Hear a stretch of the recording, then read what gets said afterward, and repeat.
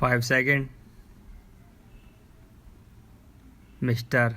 Vice Chairman, first of all, I must place on record my grateful thanks to the University Grants Commission for the work that they have done for the advancement of higher education.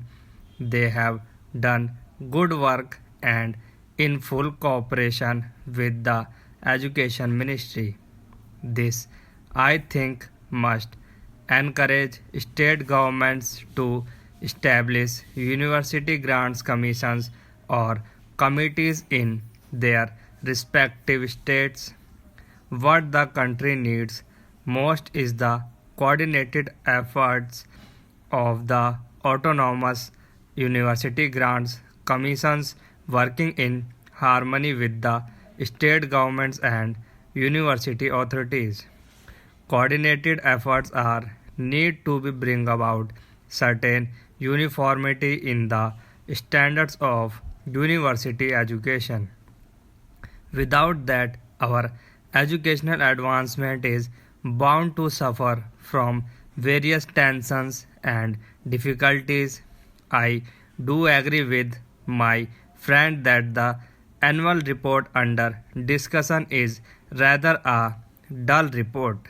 At least it is not as bright as the two previous reports were. In the previous two reports, the University Grants Commission invited the attention of the nation to certain academic problems, to certain educational needs. Unfortunately, in this report, the University Grants Commission confines its remarks mostly to what has been achieved in the field of university education under the guidance and with the assistance of the University Grants Commission. However, sir, it is not possible for me to agree with Mr. Santhanam that the University Grants Commission should not extend help to universities for the preservation of manuscripts. Manuscripts are of great importance so far as university libraries are concerned. It is the duty of universities to preserve those manuscripts, and it is the duty of the University Grants Commission to extend to universities the necessary financial assistance for maintaining and preserving the manuscripts in good order. All it is not possible for me, sir, to agree with my friend that today universities are enjoying too much of autonomy. I agree with the University Grants Commission, which 2 years ago remarked that freedom is vital for education and democracy, and I personally feel, sir, that on one plea or the other university autonomy and academic freedom are being restricted rather than being extended as they must be. I do not think, sir, that a social purpose or a social value can be imparted in the teaching by a teacher through the imposition of restrictions on his freedom of thinking. I feel that teachers need academic freedom for discharging their duties in efficient way.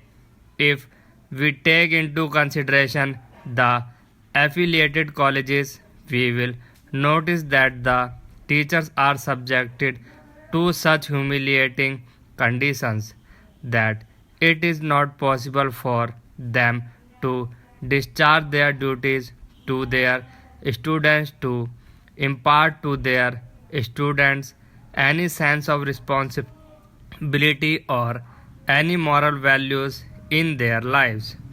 I therefore, sir, feel that it is necessary to be more careful about the preservation of academic freedom to teachers. Sir, we are grateful to the Education Ministry and to the University Grants Commission for upgrading the salaries of teachers in the central universities. Yet, a great disparity prevails in the salaries of teachers of central universities and state universities and affiliated colleges, and this disparity is causing a lot of heartburning and a lot of difficulties as one connected with education. I may say that there is not such a marked difference in the quality of teacher serving in the central universities and in the state universities and in affiliated colleges as to justify the great disparity in the salaries of teachers of these institutions. I feel, sir, that we must keep in our mind the remarks of the University Grants Commission made in their earlier annual report with regard to teachers' salaries. We are not only to provide adequate salaries to teachers of affiliated colleges but also to teachers of secondary schools.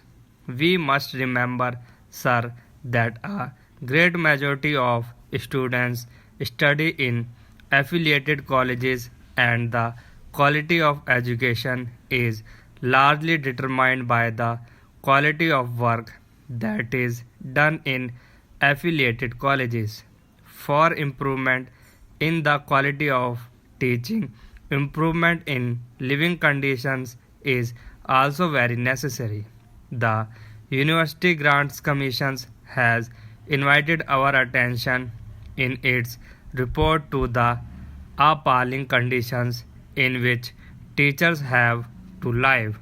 But unfortunately, the University Grants Commission has to admit that it does not seem likely that we shall be able to make anything more than the marginal contribution towards this practical need.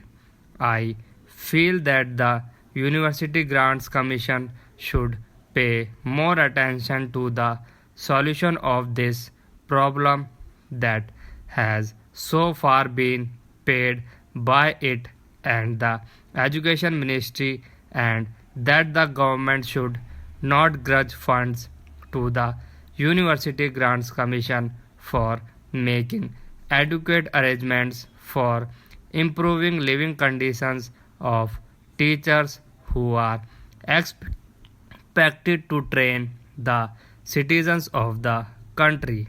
Sir, in the University Grants Commission's report, it is maintained that rupees 12,000 should be granted to every affiliated college for the welfare of the teaching staff, and that efforts should be made to provide them with quarters, and that too in the vicinity of the college where they teach.